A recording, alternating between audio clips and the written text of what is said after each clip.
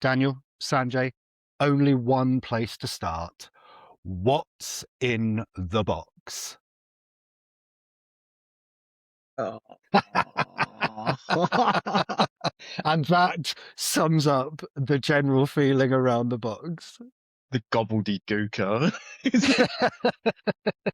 Was it the gobbledygook? I can't remember. It was the gobbledygooker, wasn't it? In the egg. It was the gobbledygooker. Yeah.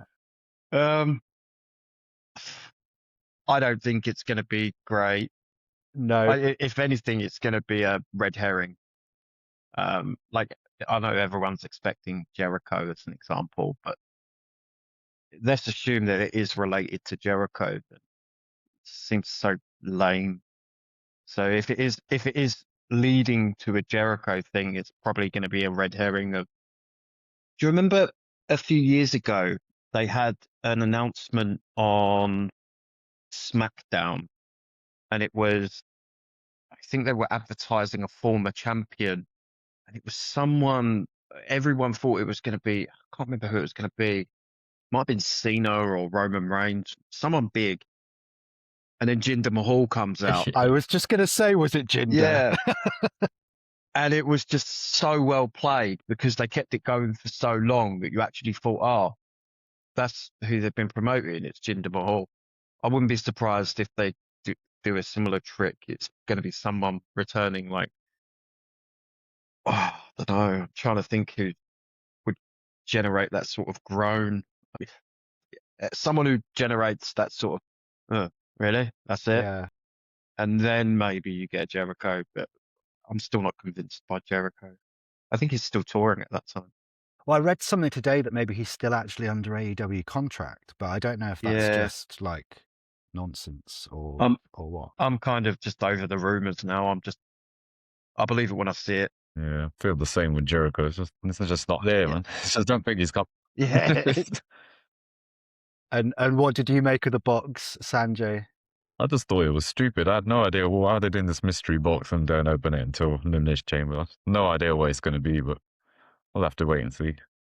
I was reminded of this time last year when, by all accounts, Nick Khan thought, oh, Elimination Chamber numbers aren't looking so good.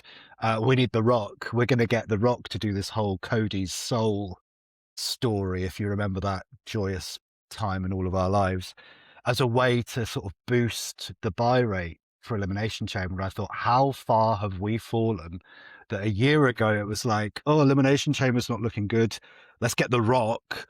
And this year it's, oh, do we need to boost Elimination Chamber a bit? Hey, look, everyone, look, there's this box. Like, it's, yeah, so lame. A lot of lame stuff going on at the moment, really, in the backstage world, especially. By all accounts, they're looking to boost WrestleMania tickets as well. Wow. The big reports coming out at the moment are that it's not selling well. Well, are we surprised when the tickets are as crazy as they are? I think the cheapest 2-day ticket I saw at one point was about $700 for Up in the Gods 2-night tickets. And not to mention that, but they're going back to the same town. They're going back to the same venue. And I know that Vegas is like this beacon of, of course you would do a WrestleMania there, because how many wrestling fans are going to go for the Vegas week as well as everything else? But like going back to the same town 2 years in a row just seems really counterintuitive to me. Yeah. But I think there's a problem, and we have discussed this before. There's a problem with the American ticketing system. I've worked at stadiums for music sort of shows, whether that's Kendrick Lamar or Beyonce or Imagine Dragons. And I noticed that in the UK, I kept getting a lot of American fans, and I actually spoke to them and said, so why are you coming over here to watch it when it's a world tour? They're touring in the States as well. And a few of them actually turned around and said, well, what we get here, so I work in like a nicer sort of hospitality area. They were saying that I could go to America, get a ticket, but it's actually cheaper for me to fly over to the UK, have X amount of nights as a holiday in the UK, get a hospitality box seat, which is an amazing seat comparable to what you're going to get in the States. I wouldn't be surprised if that's definitely happening with wrestling as well, because they're just outpricing people. I heard someone recently talking about that, they're outpricing families and children. I think they need to rethink what they do, because eventually it'll fall by the wayside.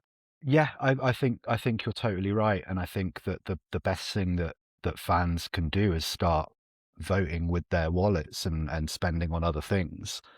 But unfortunately, the arenas don't seem to be getting any less filled. Maybe this WrestleMania situation will be a wake-up call to at least bring ticket prices down even a fraction to what they are. But to return to the important matter at hand, which is the box, capital T, capital B, the box. You said if it is Jericho, then that'll be lame, and I totally agree. They're wanting the fans, or they must surely to God be aware that every fan, if they're predicting something, that it's going to be something to do with Jericho. And so anything less than Jericho is going to be crapped on because we want Jericho. But if it is Jericho, it's the worst Jericho return by a million miles. And he's had a few returns to compare, but coming out of the box. Surely we're not supposed to believe that he's in the box. There's no air holes in it, for God's sake. Part of the whole backstage cheesiness that I just can't bear at the moment. And it's not everybody. I think there's a certain level of cheese that I really enjoy, like Kit Wilson being a prime example. But it seems like they're trying to get everyone to be really goofy and really funny, and some people are just not that way. I feel that way about Charlotte and Alexa whenever they're on screen together. I find their particular brand of comedy really cringy and awkward, and not in a funny way. But having the box turn up and then Adam Pearce being like, "Oh, go send it to Nick Aldis. Go say, like, okay, so you want it on TV on SmackDown as well, and then what's Aldis going to do? Send it back to Raw, just so we've got this effing box in the background for the next 2 weeks." But at least it'll be a short mystery, because by all accounts they're going to open the box and out will come the gobbledygooker on the 28th, which I believe is Elimination Chamber night. I think it's just like, as you say, like, who else is there going to be? Like, I mean, if anything less than Jericho is going to be a disappointment. You're right in that it could be a red herring, and there could be someone that elicits a groan. But if that's the case, then what an FU to the audience that is as well. It feels very Vincey. Yeah, absolutely. It feels like Vince all over. Could be Vince in there. Maybe they'll be Vince. Oh, God help I'll tell you, that's bigger than Jericho. That would be certainly more newsworthy than old Y2J. It's not wide enough to be Brock Lesnar. Oh my God. Yeah. So we shall see what emerges from the box. Sanjay, you said before we went on air that you had some fresh thoughts on Raw, so I might just hand over to you and see what you made of it. Yeah, I think they're basically telling us that Liv Morgan's going to go for Stephanie Vaquer for the championship, because it just seems like that's the most thing that they can do with her being that much emotional after that interview. So it doesn't look like she's going to go on to SmackDown and say, Jade Cargill, I might want to fight you, because there's no story there. But there is a story with Stephanie Vaquer, especially with having Raquel Rodriguez in the mix before. So it's still Judgment Day. And then you got Finn Bálor. Everyone knows he's not going to win the championship because they want Roman and Punk for WrestleMania. But I think he's probably going to be getting out of Judgment Day and hopefully gets to that stage where he's just, in the title picture and actually wins it this time.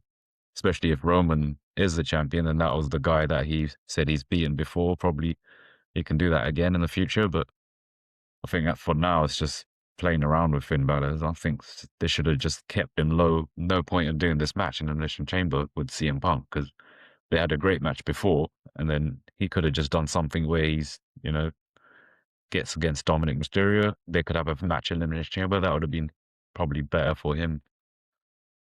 I guess my question would be then, if you weren't going to have this Finn Punk, what we can all agree, I think, is a holding pattern feud to get Punk to WrestleMania with the title. So if not now with Finn Balor, what would you do with Punk? Because I think the thing that I would find really irritating and not very rewarding as a fan is if they said, okay, the night after the Rumble, CM Punk and Roman Reigns are your main event at WrestleMania. And by the way, it's for the World Heavyweight title.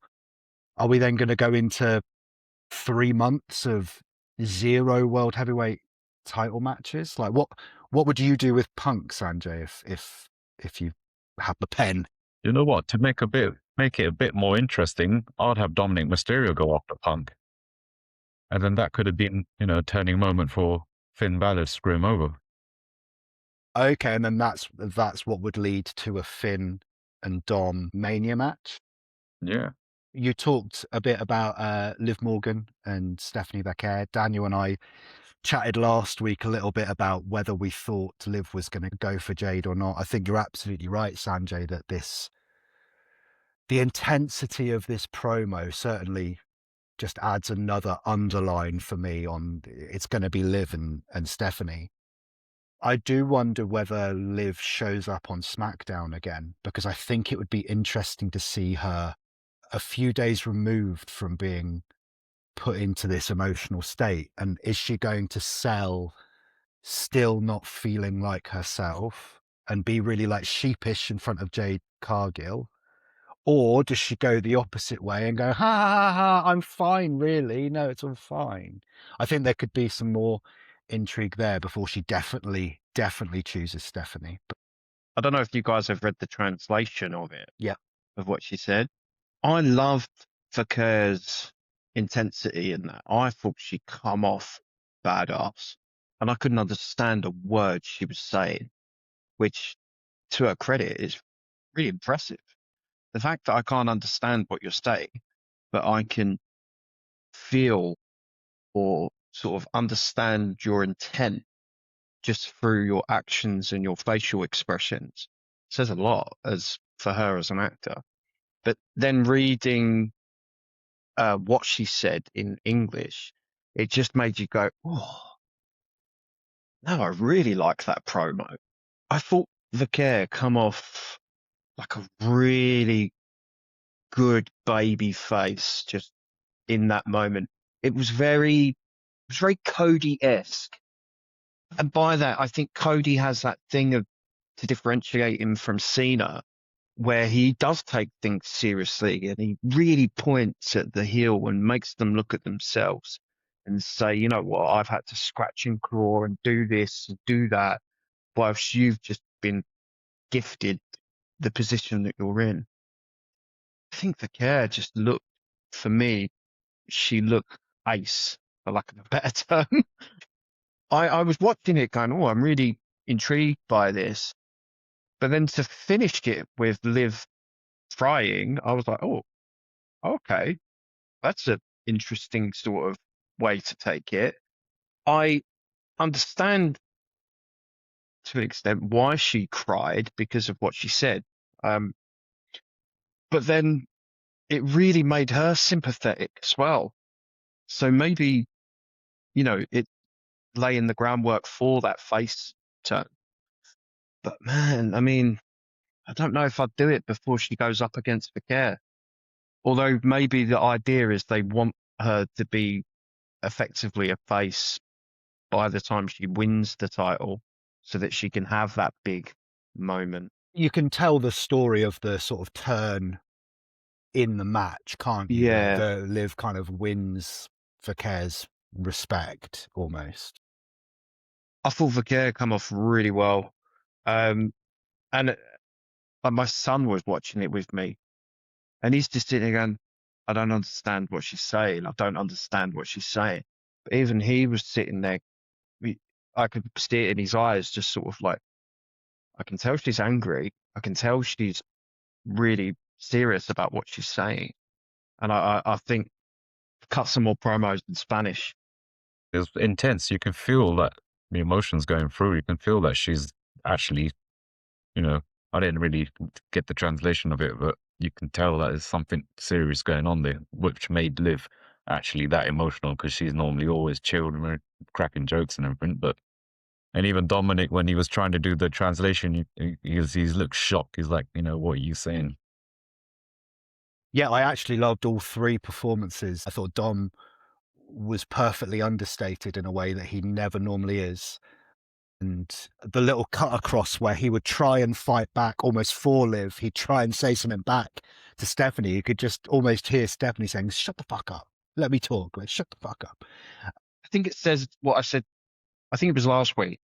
It's that thing of just using that one word for me made me go, "Oh, you went there."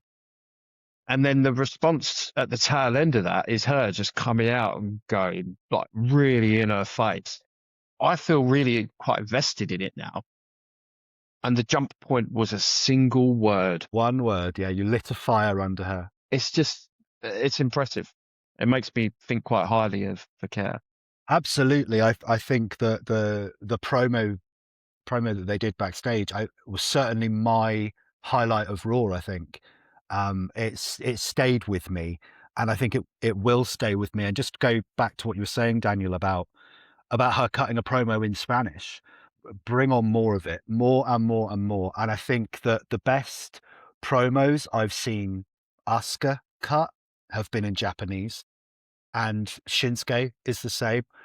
I can remember, was it Asuka and Io just shouting at each other in Japanese? And it's like, I've got no idea what they're saying, but I can infer what they mean. I can see and feel what they mean. And I think giving the performers that freedom to let rip in their own language, and then giving us as the audience a bit of credit, and not just like spoon feeding every single thing into our mouths. Because if you wanted to go and find the transcript, you can find it, and you can find word for word what Stephanie said. And as you said, Daniel, when I read that, I was even more impressed of like, that's a hell of a promo.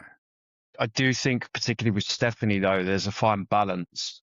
You have to let her do both. Right. And the reason for that is from when she started in NXT to when she finished NXT, and then from when she started Raw to now, the jumps that she's made in her English Yes. have been really impressive.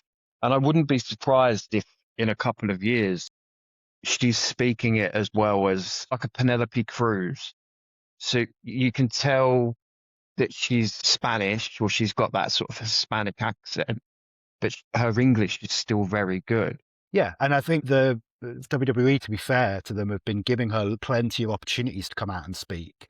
And she's one of the few non-English speaking performers who, when they come out and speak English, she's not getting drowned out with what chants, which I always find insufferable, where certain crowds will do that to certain non-English speaking talents.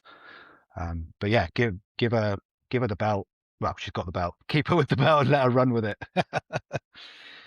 I do want to talk about a low light of Raw, and that being the Usos. Is it game over at this point for Jimmy and Jay?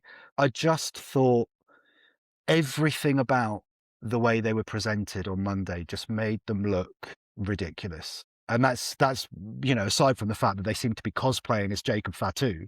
It's like, hold on, why are you guys doing the bandana around the head now when Jacob's been doing that for months? To have them come out and then stand there in the audience and say nothing for about what felt like 10 minutes while the Vision came out and did their whole thing.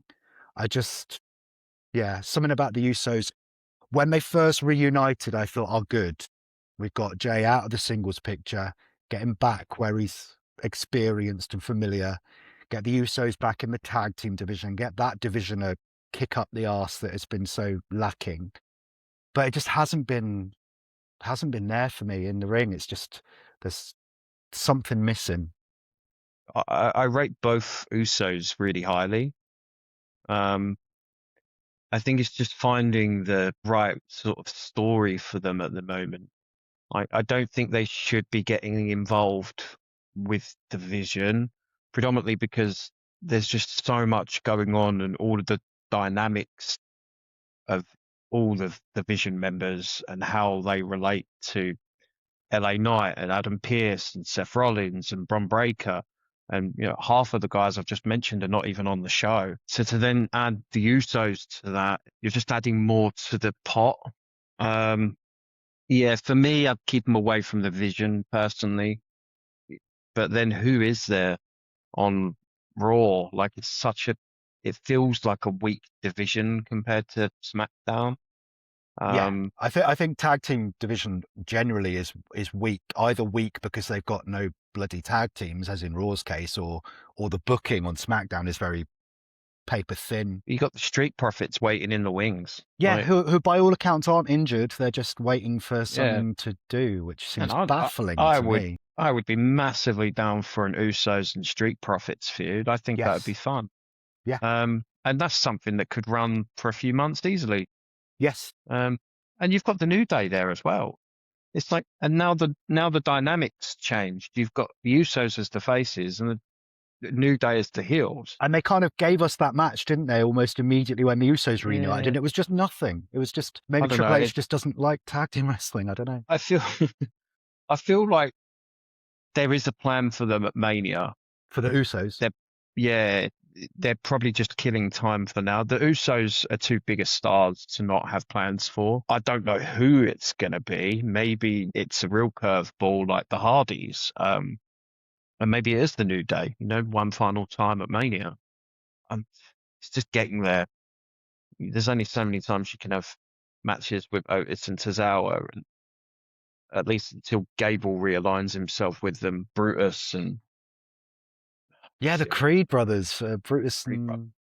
Who is the other Creed? Brutus and... Julian? Julius. Julius. Julian. It was close.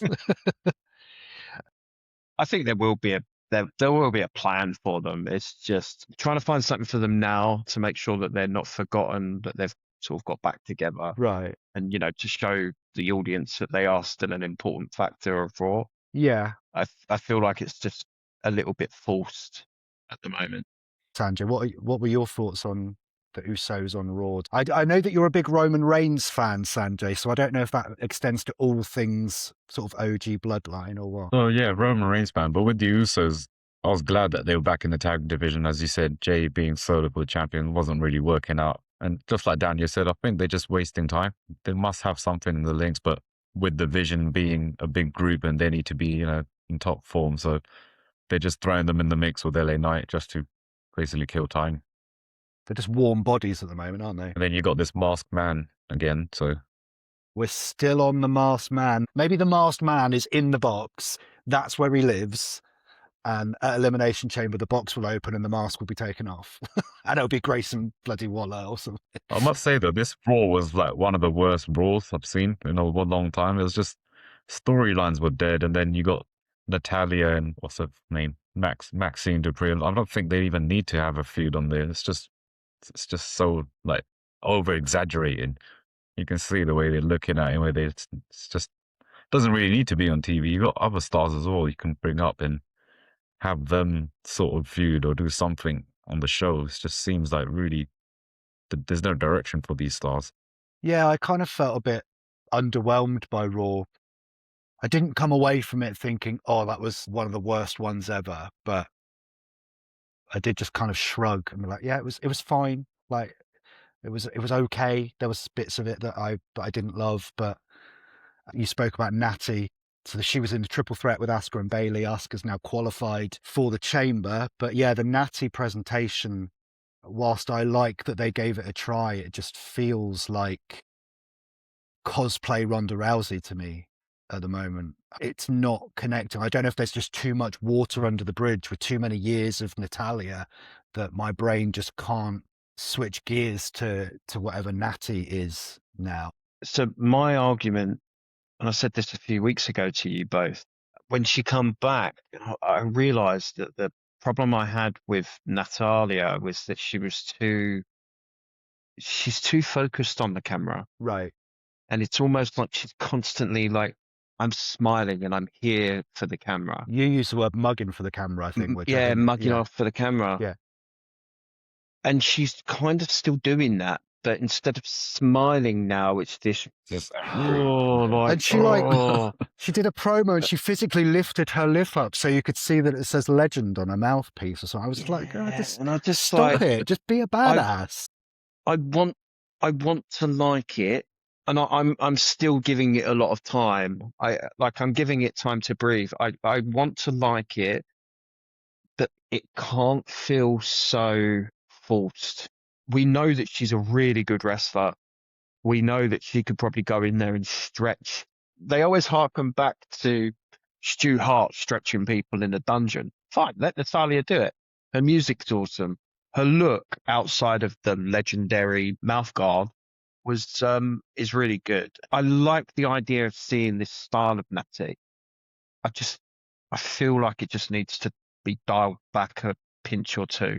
When you say dialed back, you mean particularly the facial expressions or like the physicality?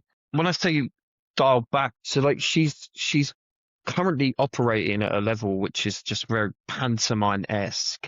So like the performance of it, you want a bit more. Yeah. And it's just like, I'm a mean girl and I'm going to show you I'm mean. And it's that typical thing in the past you used to have. How are you going to show that you're a baby face? Go out there and be all smiley. No. Just dial it back a bit and just let it be more natural in its presentation. And I mean, I think it goes to, one of you was saying it earlier about, it feels like everything's a bit goofy these days. And it's not that it feels goofy, but she feels like an archetype, to oppose what is a very white meat sort of pantomime-esque hero. And let's be honest, Maxine looks like she could be that heroine in a Cinderella pantomime. So you have someone in Maxine who is so to a pantomime level, so being the like, come on guys, shall I get her? Like da-da-da-da. And that combined with Maxine's working style being very limited, despite all the progress that she has made, I think that what Natty needs, if the character is going to have a shot, is to give her someone she can work really snug with and have her work really, really tight-fisted and kick someone's ass, like actually kick someone, give her a Japanese strong style, like let her throw Kairi Sane around if they'd let Kairi be a babyface, like someone who could take a beating. Bailey, yeah. I've complained to you guys in the past that I was never a massive Lyra fan. I can appreciate everything that she does, but she's always felt a bit musical theatre-esque. But in recent times, particularly the last month and a half, I've really noticed that, using that term again, she's dialed it back quite significantly. And I don't know if it's because of Bailey sort of being there with her and picking her up on things, but since being paired with Bailey, she's sort of rounded it out a little bit more. She's not as OTT as she once was in the ring or on promos. And I've started actually really enjoying her a lot more. I just think Natty needs to do the same. Maybe Becky. I think pairing her with Becky's a risk. Actually, Becky's a great example. Becky's that sort of character, but she can be that OTT character at times. But it kind of works. It still feels realistic. It's kind of her MO with this whole kind of Trumpian facade thing, that she's pulling at the moment. Just have to see with Natty. I've got time for her. I'm willing to give it time. I think it's about damn time they tried something with her. She's been on that roster for so many years in exactly the same character. She's flipped face heel about as many times as the Big Show has without ever changing her character. And this is the first time we've seen a fundamental shift. So yeah, maybe we should give it a little more time to see where it goes. And we'll quickly say the triple threat, though, I really enjoyed it. It felt like there weren't any massive rest periods for all three women. And all three women kind of just went in there happy to just throw haymakers. and it felt like a fight. It just felt a bit, it wasn't perfect, but that's what I liked about it. It wasn't this choreographed move after choreographed move. It just felt like a bit more rough, and like they're actually going at each other and trying to, snatch each other's hair. Yeah. And it's, I really liked it for that reason. A good finish, I thought, as well, having Asuka snatch Bailey into a reversal and then tap her out to the Asuka lock.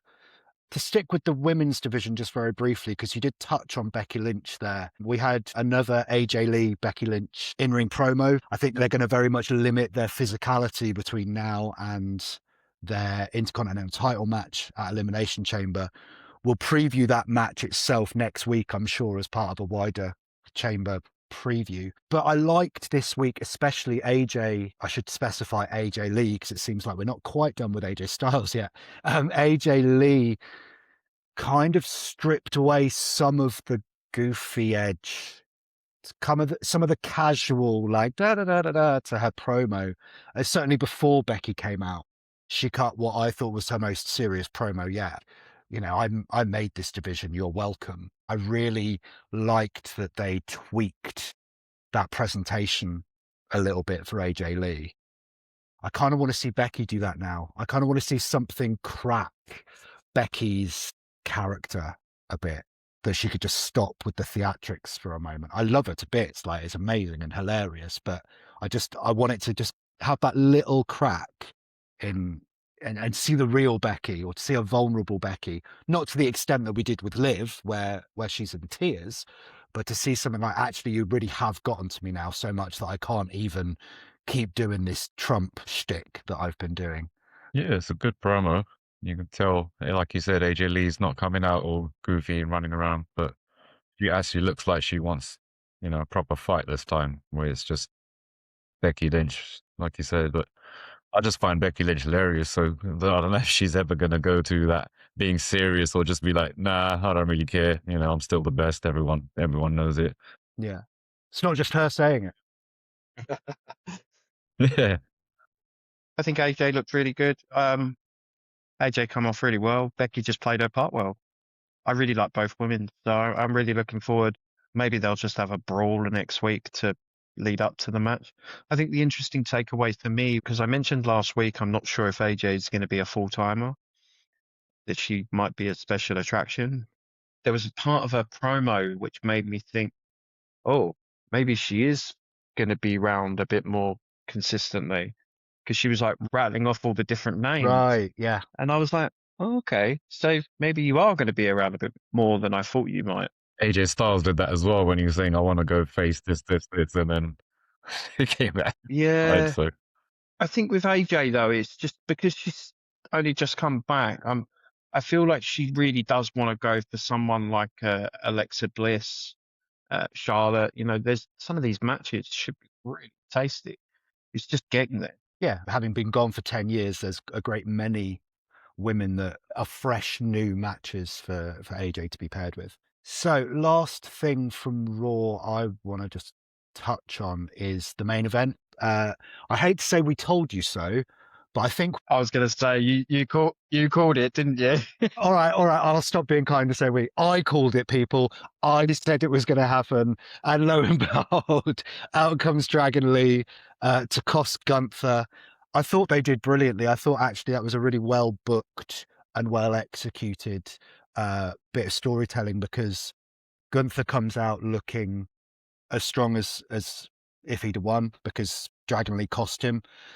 Dominic Mysterio could eat pins for the next 10 years and not be hurt by it, I don't think. And Javon got his big main event spot and delivered.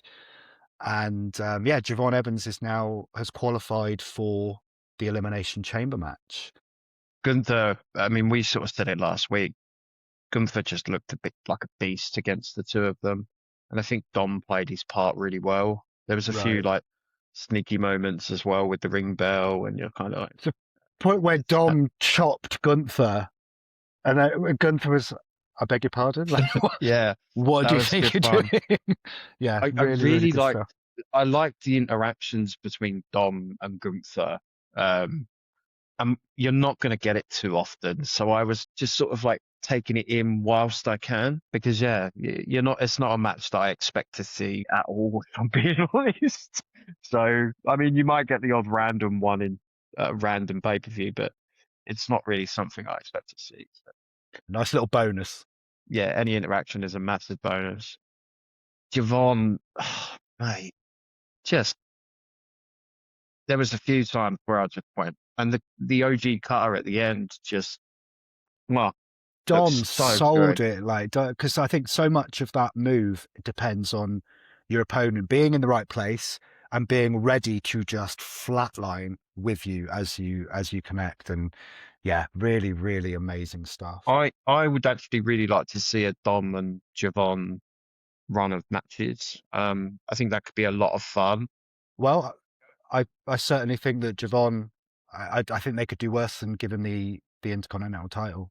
I know that Penta is now the #1 contender for Dom, but I wouldn't be against seeing a Javon Dom match at Mania even, maybe, but we'll get to Mania plans. Sanjay, do you enjoy Javon's big moment? Yeah, I did enjoy the match. I think it was a great triple threat match. Gunther being Gunther, selling chops to everyone, but Dominic making it funny as well, because him trying to fight Gunther, and then he didn't even want to get in the ring at the start. So I think this is just really a great match actually in total. Yeah, it was the perfect tone set, wasn't it? Having those three quite disconnected characters come together for one night was excellent. It's jumping ahead a bit, but it kind of felt like the perfect, like there's been a couple where it feels like a really nice combination of stars in the matches. This was one of them. And then the next and final triple threat, which they announced, I'm looking at it going, that is a really odd lineup, like Bronson, Jay, and El Grande. El Grande, original OG, yeah. Yeah. But this one, by comparison, it felt like it warranted a main event, much like, the Jacob, Cody, Sammy match, warranted a main event. I feel like some of the women's matches probably did, but probably didn't get the flowers that some of the men's have, unfortunately. Yeah, I think they're very much, as far as the triple threat qualifier goes, they're very much seem to be on the back burner a little bit, don't they? So you mentioned there Cody beating Sammy and Jacob. I thought that this was good. I thought that this gave me more questions. We were kind of previewing it last week, Daniel, like we can't call this, and we even thought, would Sammy end up benefiting from Cody and Jacob not being able to stop tearing lumps off each other? Of course, Drew gets involved in the end and thinks he's cost Cody, but wasn't to be. So we know now that Cody is going to be in the chamber. What now for Jacob? Sanjay, what do you think? Because obviously Dan and I talked at length last week about Cody and Jacob and Drew, and then potentially being the WrestleMania title match. What are your thoughts generally on Cody and Jacob? Yeah, that's what I was thinking. I thought it would be Cody Rhodes, Jacob Fatu, and Drew McIntyre at WrestleMania. That would be a triple threat match for the belt. But then on SmackDown, when you saw the match, and I was actually shocked, because I thought, McIntyre's here, he's going to make sure, Sami Zayn picks up the win, because in backstage he did say, I'm rooting for you.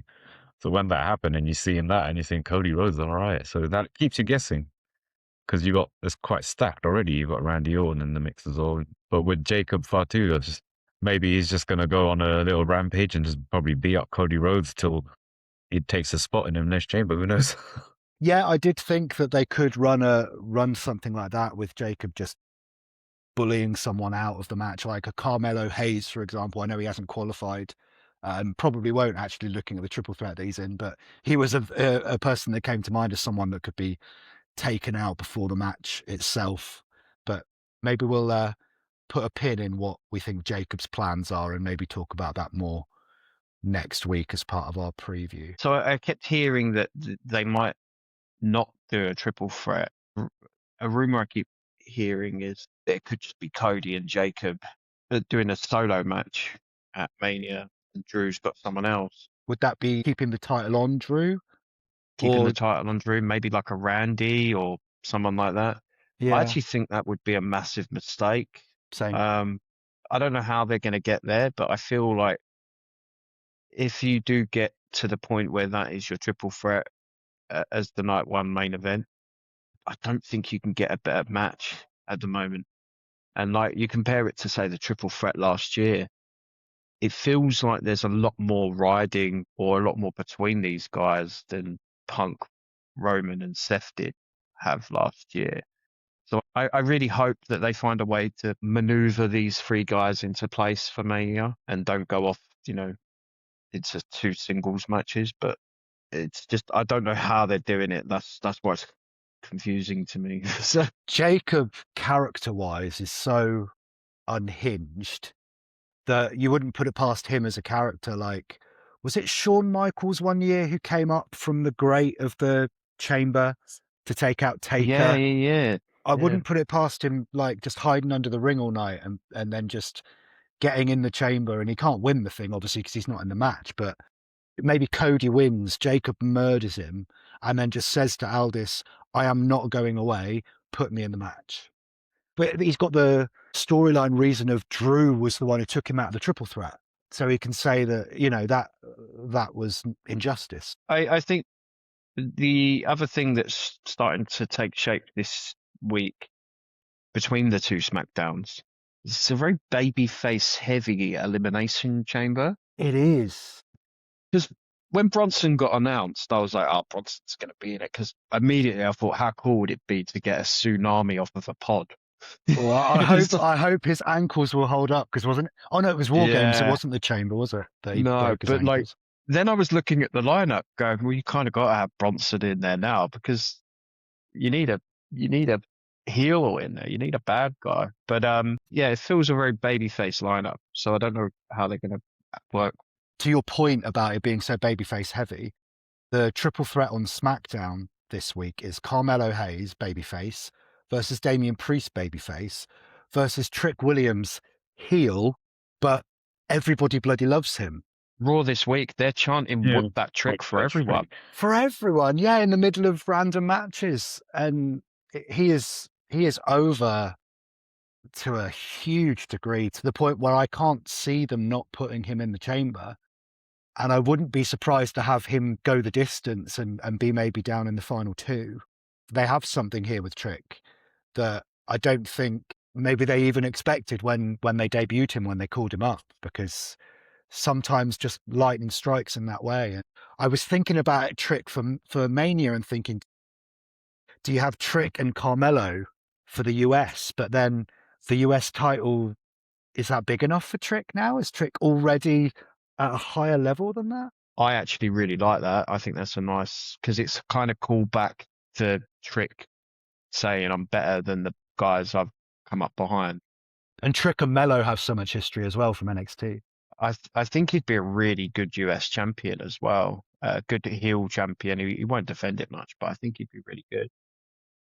I love the little callback that Trick was doing to Booker T. I don't know if you remember me saying, but I always wanted Booker T to come with him as a manager, because I just for the entrances, so he can come out, because he just adds something to that entrance. And then during his entrance, Trick was actually doing the Booker line. That's a nice little touch. I like that. So yeah, I'm happy with that. Yeah, I mean, you need something big for him at Mania. They've stumbled onto something there which is just going to be hard to ignore. Yeah, I mean, we're looking months ahead, but right now for Money in the Bank, I'm not looking past Trick. Yeah. Right. He'd be perfect for it, I think. I kind of feel for Damian Priest, I'm a bit, where does Damian Priest go? Considering how high up the card he got, and he's now hanging around with R-Truth backstage listening to Kit Wilson's poems. I feel like Priest, I don't know, they seem to do this with a lot of people, but Priest has got enough name value that they keep around for, matches or whatever to elevate other people. But I almost feel like it would be to his benefit if you actually took him away for 3 or 4 months. Just let the crowd miss him for a little bit. Absolutely. Take him off the screens for 3 or 4 months, kind of like Tiffy. Let people miss him. Let people go, oh, it'd be nice to have Damian come back and have this match and this match, and then bring him back. The other triple threat we have Charlotte Flair versus Nia Jax versus Kiana James. I mean, it's going to be Charlotte, I think. I think you're right. I just think that means more Charlotte and Alexa pretend tension in the chamber, which I don't know how I feel about. Yeah, well, by all accounts, Charlotte and Jade is where they're going to head for Mania. I kind of like that. I think that's a really tasty little match.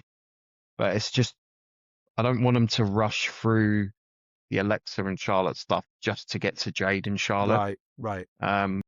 But then it's a tricky thing because you haven't been doing anything with Jade. You kind of need to give her someone that's worthy of being in a main event, sort of a big match at Mania with her, but also someone who I think she could probably beat.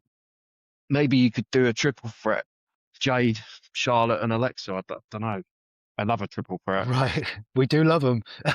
Yeah. I've seen similar talk, but around Rhea and Io, who I think Charlotte and Rhea are the two megastars that, if by all accounts Bianca Belair isn't going to make it, which I do think they've been holding out hope for, which is why Jade has been in this holding pattern for so long. If Bianca's a no-go, then it seems more likely than not that it'll be Charlotte or Rhea, and then you could add their partner in as a triple threat, or I don't know, I don't quite know what you would do there, but I actually had on my list of bullet points to talk about the WWE Women's title because it's so foggy at the moment. Obviously, Jade beat Jordan Grace in a match that was there and very much played second fiddle to Liv and Dom eating chicken nuggets at ringside. What do you make of Jade going forward? What do you think, Sanjay? I think Charlotte Flair and Jade Cargill sounds like the main event that would happen. And I think they'd already teased Charlotte Flair and Alexa Bliss getting in a bit of a argument or something from the Royal Rumble when she got eliminated. And they mentioned it again on SmackDown. So I think probably they still have Charlotte Flair win the triple threat match, then Alexa Bliss, maybe Charlotte Flair eliminates Alexa Bliss from the chamber, and that causes them to have a fight, but Charlotte Flair wins the chamber, and then either do a triple threat or they could have a match on SmackDown just before WrestleMania where they sort of settle it off, and then Charlotte Flair, Jade for the belt. I mean, things always get clearer after the chamber, don't they? But I feel like eager for that clarity to come with the women's picture because it's just felt so muddy and so muddled for months now. Or who knows, maybe Bianca might make it back. I think she's had finger surgery now. I don't know what the rehab time for once you've had the surgery is. I hope that she'll be back because I do think that is a ready-made kind of stick it in the oven and heat it up kind of match, which you could then still keep these tag teams together because I'd still really like to see a big multi-team women's tag team match at WrestleMania. I think they've had that level of attention that it could really merit that. So hopefully Bianca. To tie it back to the very start of the conversation, would Bianca Belair be worthy enough of the mystery box? Oh, God. Oh, that would be awful. Is she Jericho levels or above? Oh man, and I'd say yes. I'd be so pleased to see her. She'd ironically get a splinter in her finger or something trying to get out of the box, but yeah. I don't think you're not going to do that with Bianca Belair, but like, funny thought. It was, yeah, an excellent thought. I just had one thing that I just wanted to add in regards to SmackDown women. It was only just a quick thought. I saw this at the Rumble and it was highlighted again this week on SmackDown. I really want to see more between Tiffany and Chelsea. I feel like that's the way they're going, but I don't know what I want to see. I don't know if I want to see a feud or I want to see them teaming together or both. But there's something about them. They have this sort of energy that matches each other that I'm like, I really want to see this. And just that little interaction with Chelsea bumping her with her dull foot just made me sort of like really chuckle. And I'm like, I want to see more of this. And I really want Tiffany to sort of lean into it a bit. That's really interesting that you say that, because I think like one of the first things I said this evening was about how goofy everything's been and about how kind of over some of it I am. But yeah, I think actually maybe that's what Tiffy needs, because I watched a promo at the beginning of the show and was just a bit like, okay, you sound like a heel, you're carrying yourself like a heel, and you are by definition like one of the top baby faces in the women's division, but you sound like a heel and look like a heel. I wonder if what she needs is a bit of Chelsea goofiness. I did have a separate thought actually for Chelsea, because obviously she's broken her ankle, I think is the latest Yeah. that I've heard. I love that they're keeping her on screen. She's that kind of character that just have her on screen in the wheelchair. I thought put her with Becky Lynch. I thought have her be Becky Lynch's like chief of staff or something. Like, I want to see Chelsea and Becky just have a ball with each other. The only thing I'd say against that is that I feel like Chelsea and Becky would be great bouncing off of each other, but it's almost like I feel like one would have to sort of be that dominant power above the other, and I don't want to see that. Yeah, it would have to be Chelsea sort of bowing to licking her boots basically, and Yeah, becoming whereas her at least assistant. with Tiffany, because they're still somewhat young in the game, for lack of a better term, Right. there's that thing of how dare you talk to me like that, and then Indeed. Tiffany's got that sort of snappy attitude which works. Like, well, I'll talk to you how I like. Whereas with Becky, it's that because she has so much weight behind her name, it's like, look, I'm saying this is how it goes, and then you kind of expect, okay, fair. But love to see Becky and Chelsea go for a little bit. That'd be fun. Just a promo. That's all we're asking for, is just promo. Just give us a promo. To just round off very quickly our Elimination Chamber qualifiers on Raw, then you've already mentioned Bronson versus Jay versus the Chad Gable El Grande Americano. Weird pairing, as you say, Daniel, and I think it's got to be Bronson just to heal it up, surely. Yeah, the only other thought was, why are they putting Chad in it unless he's going to go in the chamber? Yeah, and they're gonna do more mask stuff, because Chad, the OG Americano, cost the new Americano the number one contender spot against Penta. So now next week, turnabout's fair play, and then we'll head presumably to a mask versus mask match at WrestleMania. Maybe, I don't know. And the only other one, then the cards will be complete, is Io Sky versus Raquel Rodriguez versus Kairi Sane. I wish we had more time to talk about what a great match I think that might be, but really excited about that one. Will be interesting to see who wins. I don't think I can call that one, because Kyrie and Asuka are so fun. I think you're probably right, star power wise, but yeah, there's something to be said for all three of them, because I think it'd be great if, for example, Raquel won it and then said, I'm going to challenge Stephanie Vaquer. And then Liv goes, no, I'm going to challenge Stephanie Vaquer. And then you have this weird, again, here we are again at triple threat land. I don't have anything else on my notes. Is there anything else you guys particularly enjoyed or disliked from the last week of telly? I'm interested to see what the AJ Styles involvement is. Yes. I think there's a role for AJ. There has to be. But do you think that this tribute means that he has signed himself a little Legends deal and that he's not going anywhere? That was kind of my first sort of was, there must be like not worried about a imminent return to another company. But then it could even just be, we're going to have one more match. It's going to be at Mania. It's going to be an opponent of my choosing, and then I'm done. And you could get Gunther complain and say, well, no, I retired him. You said he couldn't be here for Raw. I don't know, it was for his career, wasn't it? Yeah. Again, like I think you can get around it. This is definitely it now. Yeah, I think so. Brock Lesnar's also advertised for the same show, so I was thinking, does they do this tribute for AJ? Gunther comes out laughing and cackling as he does, because he's the one that caused this whole thing. And then somehow Brock gets involved, but I can't quite square that circle because I do think they might be going for Gunther and Brock at Mania, unless the awful rumor I heard that they're going to do Brock and LA Knight at Mania is true. I heard that rumor I think yesterday or the day before. I heard that rumor. You seem about as keen on that as I am, Sanjay, on Brock and LA Knight. Yeah, I don't want LA Knight and Brock. I don't see the point of it. Just don't do that. Just give Gunther, give Oberfemi, someone. Yeah, I think for me it's got to be Gunther or Oberfemi for Brock, but we shall see. Right, quiz time. Daniel, you are our champion.